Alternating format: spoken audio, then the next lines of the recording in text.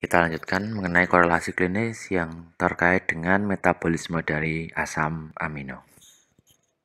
Oke, yang pertama adalah suatu penyakit kardiovaskuler yang terkait dengan tingginya kadar homocysteine dalam tubuh.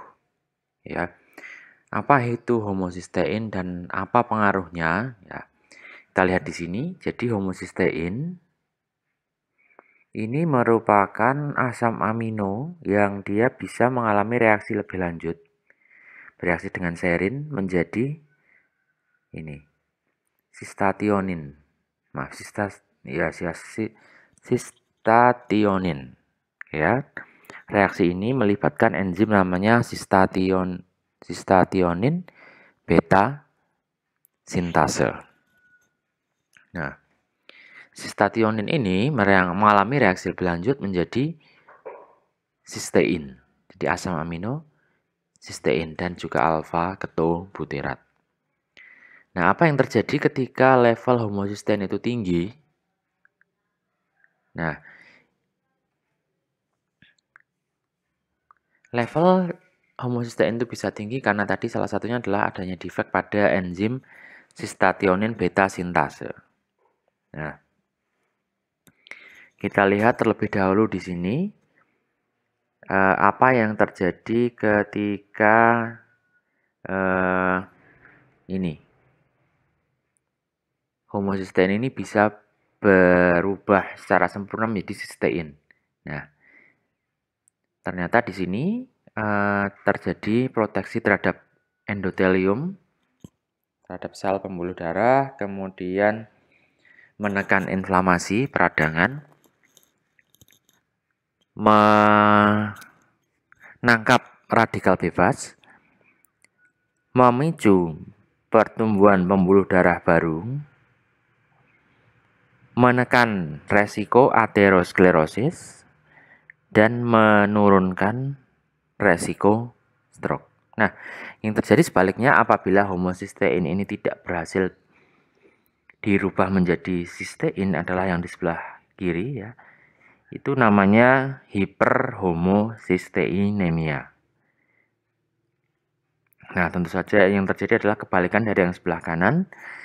Yaitu yang pertama terjadi disfungsi endotel, kemudian terjadi pemacuan inflamasi, terjadi pemacuan pembentukan radikal bebas, kemudian pembentukan pembuluh darah baru yang tidak sempurna, kemudian pemacuan arteriosklerosis dan meningkatkan resiko penyakit stroke. Ya, jadi di sini penyakit stroke yang terkait dengan disfungsi dari sel-sel endotel. Nah, kita lihat di sini aterosklerosis bisa terjadi akibat banyak faktor, misalnya adalah merokok, hiperkolesterolemia karena hipertensi, bisa juga karena peningkatan homocysteine di sini. Nah, aterosklerosis ini bisa meningkatkan misalnya nefrosklerosis, bisa memicu angina pectoris, intermittent claudication, bisa memicu stroke, bisa memicu myocardial infarction. Ya. Nah, yang di sini yang peningkatan kadar homocysteine ini bisa terjadi karena apa? Misalnya ini, kekurangan asam folat, kekurangan vitamin B12, kemudian adanya perubahan gen ya, ini di genotype, perubahan gen pada tadi gen misalnya sistationin beta sintase. Nah, yang terjadi kalau terjadi peningkatan homocysteine adalah tadi meningkatkan resiko myocardial infarction, penyakit stroke maupun tromboembolisme pada vena. Oke, korelasi klinis yang kedua adalah jaundice. Apa itu? Kalau Anda lihat di sebelah sini, ini adalah bayi. Before and after foto terapi. Ya, bayinya warnanya apa? Kuning, warna kuning. Dia sebelum foto terapi, sebelum dijemur, setelah dijemur, akhirnya apa? Gosong, betul sekali. Jadi setelah dijemur, gosong, namun dia tidak lagi kuning. Sebenarnya apa sih yang terjadi ketika bayi ini mengalami bayi kuning? Nah, di sini Anda lihat bahwa sel darah merah ini umurnya berapa? Sel darah merah ya, yang suka donor pasti tahu berapa umur sel darah merah setelah dia dalam jangka waktu tertentu akan mengalami degradasi gitu ya. Nah, hemoglobin yang terdapat pada sel darah merah ini akan dirubah menjadi biliverdin, menjadi bilirubin. Nah, bilirubin inilah yang nanti akan dikeluarkan dari dalam tubuh manusia. Apa yang terjadi selanjutnya? Kita lihat di sini. What normally happen? Ya, sel darah merah dirubah jadi bilirubin. Bilirubin diproses lebih lanjut untuk membuat bilirubin ini lebih water soluble. Kemudian soluble produknya ini meninggalkan atau dikeluarkan dari dalam tubuh, misalnya melalui feses, kemudian diekskresikan ya di sini. Nah, apa yang terjadi ketika bayi mengalami jaundice? Nah, di sini bilirubin ini tidak bisa diproses lebih lanjut. Mengapa tidak bisa? Anda lihat di sini, because the liver is not yet mature. It processes bilirubin very slowly. Nah, sehingga karena prosesnya sangat lambat, maka akan terjadi penumpukan bilirubin. Nah, bilirubin ini akan terdekomposisi di manapun di jaringan tubuh kita dan akan mewarnai kulit maupun mata menjadi warnanya kuning.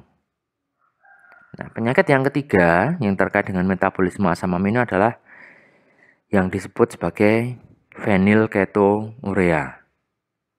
Nah, ini terjadi karena kelainan genetik pada gen yang mengkode enzim fenilalanin hidroksilase. Apa itu? Nah, jadi di awal di bagian keempat ya, saya jelaskan mengenai biomolekul yang disintesis dari asam amino. Nah, di sini Anda lihat fenilalanin ini mengalami reaksi lebih lanjut menjadi tirosin. Tirosin bisa menjadi epinefrin, dopamin, dan melanin.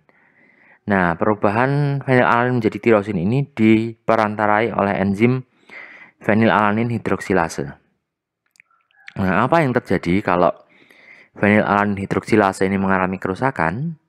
Tentu saja ini tidak akan terproduksi, tirosin tidak akan terbentuk, epinefrin tidak akan terbentuk, dopamin tidak akan terbentuk, melanin tidak akan terbentuk. Sehingga apa? Sehingga akan terjadi penumpukan fenilalanin. Nah, di sini clinical symptom dari phenylketonuria ini adalah terjadinya akumulasi fenilalanin sehingga yang terukur adalah menjadi 30-50 kali lebih tinggi dibandingkan fenilalanin normal. Ini adalah yang terukur di darah. Nah, oke, jadi tadi fenilalanin tidak bisa dirubah jadi tirosin. Nah, kalau tidak berubah menjadi tirosin, akibatnya apa? Jadi fenilalanin ini akan mengalami aminotransferase menjadi fenilpiruvat, fenilasetat, dan fenillaktat, yang mana ketiganya ini adalah metabolit yang toksik yang terkait dengan neurological deficiency. Jadi yang terkait dengan penyakit-penyakit neurologis. Nah, demikian terkait dengan korelasi klinis pada metabolisme asam amino. Apabila ada pertanyaan, silakan kita diskusikan di forum diskusi.